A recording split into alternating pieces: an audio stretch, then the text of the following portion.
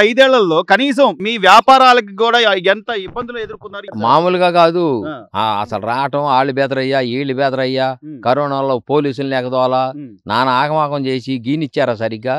గీనిలా తర్వాత అయినా మాకేం చేసిందేమి లేదు ఆయన.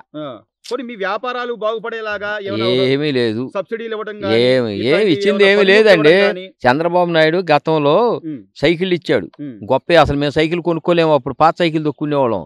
కొత్త సైకిల్ ఇచ్చాడు, బిందులు ఇచ్చాడు, మోకిచ్చాడు, కత్తులు ఇచ్చాడు, ఒక రగ్గు, బ్యాటర్ లైటు.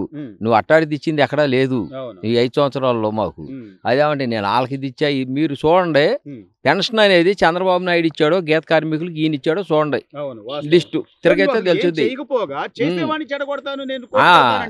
అది తప్పు సుప్రత్తనం అండి. రెండోది ఏమి లేదు, చంద్రబాబు నాయుడు గారు పెరిగిపోతున్నాడు, ఆయన పెరగకూడదు. ఎంతసేపు అనదు రాజధాని తీసుకెళ్లి అక్కడ పెడతానల్లా ఎట్టాటి ఆయన మాట్లాడేది అంతా ఒకటి కాదు. వ్యాపారమే కానీ మంచి వ్యాపారం చేయడే ఆయన. మానాలేదు తనాలేదు, కొంచెం తక్కువ స్థాయిలో అనుకోవాలి కానీ అసలు లేదు. కోర్టుకి వెళ్తానంటాడు, ఇంకోటి వెళ్తానంటాడు, అసలు ఈ యొద్దనే అంటాడు. ఆయన ముందు అయితే ఇంటింటికి బజార్కి గల్లీ గల్లీకి అమ్మొచ్చు, అప్పుడు తప్పు లేదు. ఇప్పుడేమో గౌడాస్కి ఇస్తే తప్పు వచ్చింది. షాపులు ఆలయే, అది ఆలయే అచ్చంగా ఆవిడ పేరు మీద అలా ఎందుకు లేక బినామీ పేరు మీద వాళ్ళకే ఉండాలి, ఎవడికి ఉండకూడదే. రెండో వాడికి ఉండకూడదు, మన గిట్టదే కది. ఈ రోజున గౌడ కులస్తులుగా అంటే చంద్రబాబు నాయుడు గారు ఆ రోజున ఏదైతే చెప్పాడో గౌడ కులస్తులందరినీ కూడా ఆర్థికంగా నిలదొక్కునేలాగా ఎన్నో మేము తీసుకొస్తాం, కొత్త కొత్త విధానాలు తీసుకొస్తామని చెప్పి ఆ రోజు మాట ఇచ్చిన దాని ప్రకారం ఈ రోజు అధికారంలోకి వచ్చిన తర్వాత ప్రతి గౌడ కులస్తులకి రాష్ట్ర వ్యాప్తంగా ఉన్నటువంటి వాళ్ళకి 10% ఈ మద్యం షాపులు ఏదైతే ఉన్నాయో వైన్ షాపుల్లో 10% వాళ్ళకి ఇది ఇవ్వడం కానివ్వండి, తర్వాత కట్టేటువంటి దానిలో సబ్సిడీ 50% సబ్సిడీ ఇవ్వడం కానివ్వండి, ఇలా ఒక జీవో 13ని తీసుకొచ్చి మీ అభ్యున్నతి కోసం ఆయన పోరాడుతుంటే ఈ రోజు అసలు జీవో 13 రద్దు చేయాలని చెప్పి జగన్మోహన్ రెడ్డి గారు కోర్టుకు వెళ్తున్న సందర్భం ఎలా చూడాలి సార్? ఇది ఎంతవరకు న్యాయం అంటారు? అవునండి, న్యాయం అంటే ఆయన చేసేది న్యాయం అయితే, ఏదైనా జగన్మోహన్ రెడ్డి చేసేది న్యాయం అయితేనో చెప్పిన న్యాయం అయితేనో అతనుకున్న న్యాయం అనేది తెలిస్తేనో ఏదైనా అనుకోవచ్చు. అతనికి ఏమీ తెలియదు కాబట్టి ఏదైనా అంటాడు, ఏదైనా చేస్తాడు. కరెక్ట్గా చివరికి వచ్చేపాటికి ఫైనల్ గా అతను ఏమి చేసేది ఏమి ఉండదు. ఒక ఇది చేయడం తప్ప, జనాలను ఏదో ఇది చేసి పిచ్చోళ్ళని చేసి నేను అది చేస్తాను ఇది చేస్తా చూపించడం తప్ప ఏమీ లేదు. ఇప్పుడు కోట ప్రభుత్వం వచ్చిందండి, 10% రిజర్వేషన్ ఉంది, 340 షాపులు ఇస్తున్నారు.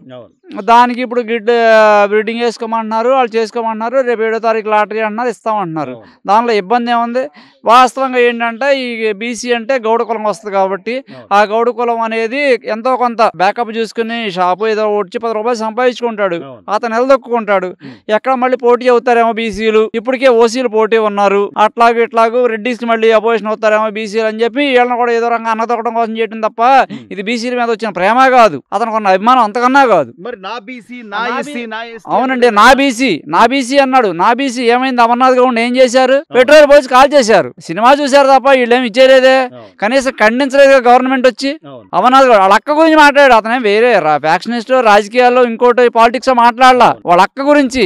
వాళ్ళ ఎవరికైనా ఉంటది కదా మనిషి పుట్టినోడికి, 10వ తరగతి విద్యార్థి, ఆ విద్యార్థి గురించి మాట్లాడినప్పుడు ఇప్పుడు అతను పెట్రోల్ పోసి కాల్ చంపేశారు, అప్పుడు వచ్చి ఎవరు ఖండించలేదుగా. అప్పుడేమైంది? ఈ రోజున బీసీలు ఇంకా అభివృద్ధి చెందుతున్నారు. అవునండి, ఆ రోజే బీసీలు ఈ రోజు ఎక్కడి నుంచి వచ్చారు నీ బీసీలు? ఇవాళ కూడా బీసీలు అభివృద్ధి చెందుతారు, ఏదో వైన్ షాప్ ఏదో 10 రూపాయలు సంపాదించుకుంటారు, కష్టపడకుండా ఉంటారు అని చెప్పి ఈ చంద్రబాబు నాయుడు గారు ప్రతి ఒక్కరు కావాలి అని చెప్పి అందరికి ఇచ్చాడు. ఒక ఎస్సీ ఓసీలే కాదు, వాళ్ళే కాదు, వీళ్ళే కాదు, అందరు డబ్బుండోడే కాదు, ఈ గౌడ కులస్తులు కూడా కష్టపడుతున్నారు. ఏది గాల్లో మా ప్రాణాలు గాల్లో దీపాలు పెట్టుకుంటున్నాం మేము. మరి అందరూ అండి మీరు వచ్చి ఎక్కండి, లేకపోతే ఎవడన్నా ఎక్కండి, వచ్చి పైకి ఎక్కండి. మా కుల వృత్తి అండి, మా కుల వృత్తిని కాదనుకోము. ఆయన ఏదో రూపాయి ఎంతో కొంత బ్యాకప్ ఇద్దాము, పుషింగ్ ఇస్తే ఏమన్నా సంపాదించుకుంటారు చేసుకుంటారన్న ఉద్దేశంతో తప్ప దీని కోర్టులో తినకుండా కూర్చో ఎవరు ఉండరు కదా. అది లేదు కదా. ఇదివరకు అదే చంద్రబాబు నాయుడు గారు సైకిల్ ఇచ్చాడు, మోకులు ఇచ్చాడు, పాయలు ఇచ్చాడు, కత్తులు ఇచ్చాడు. వచ్చిన కనీసం గౌడ కులం అంటే నీకు దిక్కు లేదు, తెలియదు, తాడెక్కడ అంటే తెలియదు నీకు. నువ్వు వచ్చి రిజర్వేషన్ గురించి మాట్లాడితే అట్టాగండి. అంటే ఇదే పరిస్థితి కనుక జగన్మోహన్ రెడ్డి ఇదే పందా వెళ్తే బీసీలు నా బీసీలు అనుకునే వాళ్ళు ఇంకోసారి జగన్మోహన్ రెడ్డి గురించి ఆలోచిస్తారా సార్? ఇంకా నా బీసీలు మొన్నటి దెబ్బతో అయిపోతుంది అండి. ఇంకా బీసీ ఏముంది, ఎస్సీ ఏముంది, ఎస్టీ ఏముంది? ఏ పర్సెంటేజ్ 11 సీట్లు ఎందుకు వచ్చినాయి? నా బీసీ, నా ఎస్టీ, నా ఎస్సీ. నాకు వీళ్ళు ఓట్లు వేయలేదు అనే ఇది కూడా ఆయనలో చాలా స్పష్టంగా. అవునండి, ఓట్లే లేదా? బీసీలు ఓట్లే లేదండి. బీసీలు ఒక్కడే ఇలా కనీసం వాళ్ళ క్యాస్ట్ రెడ్లీ వేయాలిగా. వాళ్ళైతే 11 సీట్లు ఎందుకు వస్తాయి? రావు కదా, ఇంకా రావాలి కదా. ఇప్పుడు ఈ రోజు నువ్వు ఏదో చెయ్యాలి. గత 5 ఏళ్లలో నిన్ను నమ్మి 151 సీట్లు అప్పుడు ఇచ్చినప్పుడు ఇదే గౌడ కులస్తులు నమ్మారు, నిన్ను నమ్మి ఓట్లు వేశారు. అప్పుడు ఏమైనా చేశాడా సార్? అప్పుడు వేసారుగా, గౌడ చేశారు. 151 సీట్లు వచ్చినప్పుడు గౌడ స్థానంలో వేసారుగా, బీసీలు వేసారుగా. వాళ్ళకి ఏమి ఇచ్చారు? కనీసం సైకిళ్ళను కట్టుకునే మోకు పాయి ఏమి ఇవ్వలేదు కదా. మరి అంతకుముందు చంద్రబాబు నాయుడు గారు సైకిళ్ళు ఇచ్చారు, బిందులు ఇచ్చారు, మోకులు ఇచ్చారు, పాయలు ఇచ్చారు. ఇప్పుడు అదే చంద్రబాబు నాయుడు గారు వచ్చారు, రిజర్వేషన్ ప్రకారం మీకు ఏదో షాపులు ఇస్తాం అన్నాడు. ఎవడో కూడా 10 మంది కలిసి చేసుకుంటారండి. ఎవడు ఆడేసుకోపోయినా 10 మంది కలిసి చేసుకుంటారు. ఏమో దీనిలో వచ్చిన లాస్ ఏముంది? కోర్టుకి వెళ్ళాల్సిన అవసరం ఏముంది? సో కోర్టుకి వెళ్ళడం అంటే ఇది ఒక ఈ చర్యను ఎలా చూడాలి సార్? నిజంగా అంటే బీసీల మీద పగబట్టినట్టు అనుకో. పగబట్టినట్టు కాదు, కళ్ళకి కనపడుతుంది కదండి. అభివృద్ధి చెందినాడు అంటే అడ్డం పట్టడం ఏంటి? మేము అంటాం కాదు, మీకు తెలుసుకోవాలి కదా. ఆయన లండన్ వెళ్తాడు, లండన్ నుంచి బెంగళూరు వెళ్తాడు, బెంగళూరు నుంచి ఇంకో చాటుకి వెళ్తాడు. ఇక్కడ తాడేపల్లిలో 3 ఇళ్ళు కట్టే 7 ఇళ్ళు కట్టే అన్నాడు. ఇక్కడ అసలు తాడేపల్లిలో లేడు. ఏం చేస్తామండి ఆ రాజమహల్కి? ఎవరు చెప్తారు? అన్యాయం కాకపోతే కళ్ళకి కనపడుతున్నాండి.